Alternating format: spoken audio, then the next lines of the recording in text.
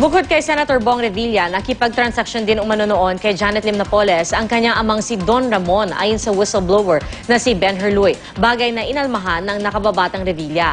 Ang Department of Justice pinag-aaralan na kung dapat ding sampahan ng reklamo ang dating senador. Balita hatid ni Susan Enriquez. Daddy, eto na po. Pinaglalaban ng katotohanan. Paglalaban ko ang ating pangalan at ang ating dangal. I'm away lang. Excuse me. Nakawala ako. Dahil pangalan ng kanilang pamilya ang nakataya, kapwa emosyonal ang mag-amang Revilla nang itanggi ni Senador Bong nitong Lunes sa Senado na may papel siya sa pork barrel scam.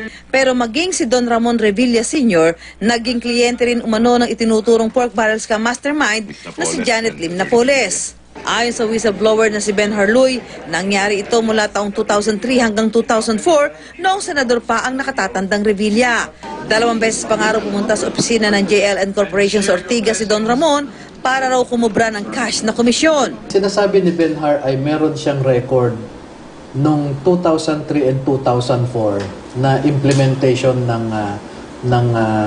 pondo ni Senator Revilla Sr. May record siya ng 2003 to 2004 na financial transactions. Sabi pa ni Luy, 35 milyong piso raw ng pork barrel niya bilang senador ang inilaan ni Don Ramon para sa mga proyekto ng 6 na local government unit na sinuplayan ng foliar fertilizer ng Jocris Trading.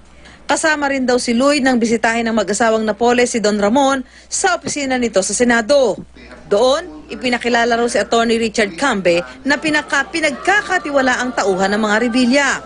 Wala pa ito sa mga naunang affidavit ni Luy, bagamat may hawak din daw siyang ebidensya kaugnay nito. Pag-aaralan naman ng DOJ kung dapat bang magsampa ng reklamo laban kay Don Ramon. Sagot ni Senador Revilla, kasi hindi man maglalakas ang loob yun kung meron siyang siguro nilagay na pondo sa ni Napoles, kung meron man. Bakit maglalakas siya ng loob na sabihin sa akin, anak, magsalita ka na. Hindi na nila iginalang ang aking ama na matanda na, may sakit, naka-wheelchair.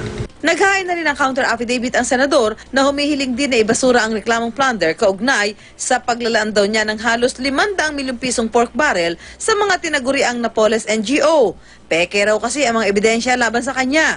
Kabilang ang ilang pirma na napatunayan daw namang kinuha nilang eksperto na hindi sa kanya o kay Cambe. Naghain din si Revilla ng kontra-demandang plunder laban sa 16 na tao, kabilang ang pinuno ng mga ahensyang namahala sa kanyang pork barrel, mga whistleblower na umaming sangkot umano sa pork barrel scam, at mga tumayong pangulo ng mga Napoles NGO.